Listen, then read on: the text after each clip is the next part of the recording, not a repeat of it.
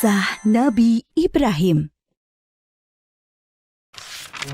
Allah memerintahkan beliau menempatkan Ismail dan ibunya terpisah dengan Bunda Sarah. Suatu hari, Nabi Ibrahim menyuruh Bunda Hajar untuk berkemas-kemas. Mereka akan mengadakan perjalanan jauh. Ismail yang masih menyusu pada ibunya tentu dibawa pula. Mereka melintasi rute yang panjang dan akhirnya sampailah ke suatu tempat yang sangat gersang. Tidak ada pohon-pohonan tempat bernaung, udaranya pun panas. Yang ada hanyalah hamparan pasir dan bukit-bukit berbatu. Nabi Ibrahim turun dari kendaraannya, kemudian menurunkan istri dan anaknya. Tanpa berkata apa-apa, beberapa saat kemudian beliau beranjak dan pergi meninggalkan keluarganya. Ibunda Hajar yang melihat keanehan ini segera berteriak memanggil, "Ibrahim, hendak kemana? Kenapa kau biarkan kami sendirian di sini?" Nabi Ibrahim tidak menjawab, hanya menunduk terus berjalan. "Ibrahim, apakah ini perintah Allah?" "Iya." "Kalau begitu aku yakin Allah tidak akan membiarkan kami." Ibunda Hajar begitu sabar dan ridho pada keputusan Allah. Nabi Ibrahim sebenarnya tidak tega meninggalkan keluarganya di tempat terpencil dan gersang itu. Tetapi keyakinan akan kebenaran Allah dan kemurahan Allah menjadikan beliau mematuhi perintah yang sulit ini. Dengan berlinang air mata, beliau berdoa sebelum kembali ke Palestina. "Tuhanku, aku telah menempatkan keluargaku di tempat gersang ini, di dekat rumah-Mu, Ka'bah. Mudah-mudahan mereka menegakkan sholat dan jadikanlah hati manusia senang kepada mereka. Dan berikanlah mereka rizki buah-buahan supaya mereka bersyukur." Kurang lebih 10 tahun kemudian, sekitar Ka'bah sudah menjadi tempat yang ramai berkat munculnya sumber air Zam-Zam. Banyak orang bermukim di sana. Ibunda Hajar dan Ismail sangat dihormati oleh penduduk karena mereka dianggap pemilik sumber air itu. Ismail tumbuh menjadi anak yang tampan, santun, dan sabar. Suatu ketika, Nabi Ibrahim mengunjungi keluarganya di Mekah. Setelah beberapa lama tinggal di sana, suatu malam beliau bermimpi menyembelih Ismail. Nabi Ibrahim termangu-mangu memikirkan mimpinya. Wahyu dari Allah atau godaan setan? 2 malam berikutnya, mimpi yang sama terulang.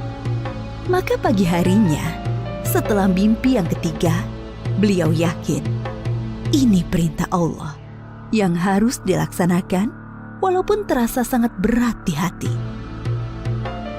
Nabi Ibrahim bermusyawarah dengan keluarganya tentang mimpi itu.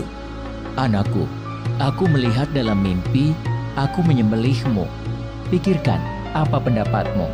Ismail sangat memahami bahwa ayahnya adalah Nabi Allah. Mimpi para nabi adalah wahyu ilahi. Dengan mantap dia menjawab, "Ayah, laksanakan perintah Allah. Insya Allah, aku akan sabar menerimanya."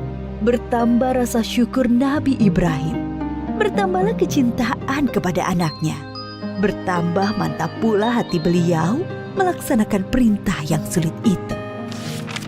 Berangkatlah Nabi Ibrahim dan Ismail menuju Mina, tempat penyembelihan. Sepanjang jalan, iblis menggoda mereka agar mengurungkan niat pengorbanan Ismail. "Ibrahim, dasar ayah tidak punya perasaan. Anak sendiri mau disembelih. Ingat, kau berdoa puluhan tahun meminta anak. Allah sudah memberimu anak yang soleh. Sekarang kau mau sembelih, ha?" Nabi Ibrahim mengambil kerikil-kerikil dan melempari iblis. Beliau tidak bergeming dengan godaan-godaan itu. Hatinya dipenuhi keyakinan yang mantap kepada Allah. Begitu pula Ismail. Sampai di tempat penyembelihan, Nabi Ibrahim membaringkan Ismail, bersiap mengayunkan golok yang tajam ke leher anaknya. Lalu Allah berfirman, "Hai Ibrahim, engkau telah menaati perintahku. Ini adalah perintah yang sulit. Aku memberi balasan orang-orang yang berbuat baik." Allah mengganti Ismail dengan seekor domba yang besar. Itulah yang kemudian disembelih sebagai kurban, sedangkan Ismail tidak jadi disembelih. Peristiwa ketika Ibunda Hajar ditinggalkan sendirian bersama Ismail ketika masih bayi dan pengorbanan Ismail diabadikan dalam rangkaian ibadah haji kita. Peristiwa penting lain antara Nabi Ibrahim dan Ismail adalah ketika Allah memerintahkan mereka meninggikan bangunan Ka'bah. Pondasi Ka'bah sudah ada sebelum masa Nabi Ibrahim. Beliau dan Ismail hanyalah meninggikan temboknya. Ka'bah itu kemudian menjadi pusat ibadah sholat dan haji. Ketika tembok sudah tinggi, Nabi Ibrahim kesulitan membuatnya lebih tinggi lagi, di atas jangkauan tangannya. Maka beliau menjadikan sebuah batu sebagai pijakan kakinya. Pada batu pijakan itu membekas tapak kaki Nabi Ibrahim dan dinamakan Makom Ibrahim, yang bisa disaksikan sampai saat ini. Ketika Ka'bah sudah jadi, Nabi Ibrahim berdoa untuk beliau dan Ismail dan anak keturunan mereka berdua, antara lain supaya diangkat Rasul dari keturunan mereka. Diangkatnya Muhammad SAW sebagai Rasulullah adalah jawaban atas doa Nabi Ibrahim. Nabi Muhammad SAW adalah keturunan Nabi Ismail. Suatu ketika, Nabi Ibrahim sedang berada di Palestina bersama Ibunda Sarah. Datanglah tamu asing, 3 orang laki-laki tampan yang tidak dikenal oleh Nabi Ibrahim. Nabi Ibrahim meminta Ibunda Sarah memasak sapi panggang untuk menjamu tamu-tamu itu. Nabi Ibrahim memang sangat menghormati tamu. Setelah hidangan siap, Nabi Ibrahim mempersilahkan tamu-tamunya makan. Tetapi para tamu itu sama sekali tidak menyentuh hidangan yang lezat itu. Timbul rasa takut dalam hati Nabi Ibrahim. Jangan takut, kami adalah malaikat utusan Allah. Kami tidak makan dan tidak minum. Kami membawa berita gembira.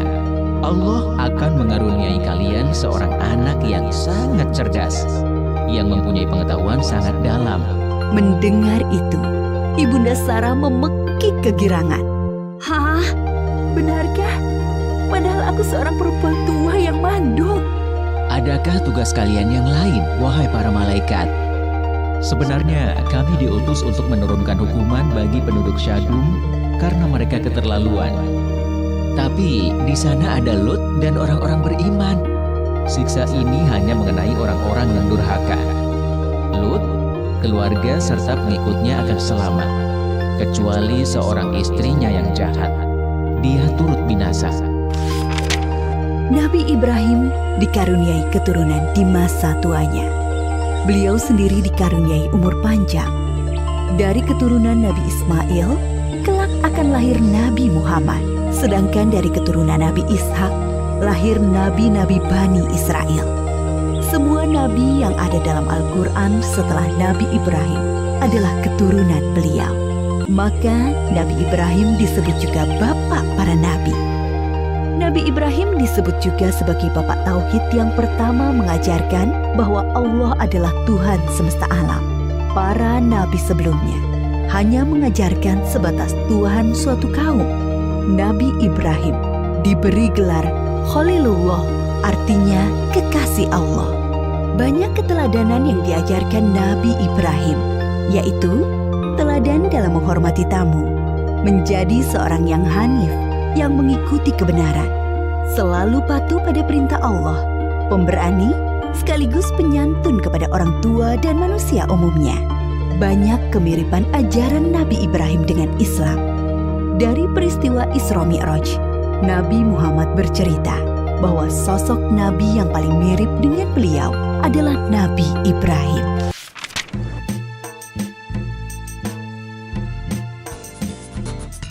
Halo teman-teman, subscribe di tombol merah di bawah ini ya. Like dan share juga di media sosial teman-teman. Dan satu lagi, isi komentar, usulan, atau saran juga ya. Terima kasih.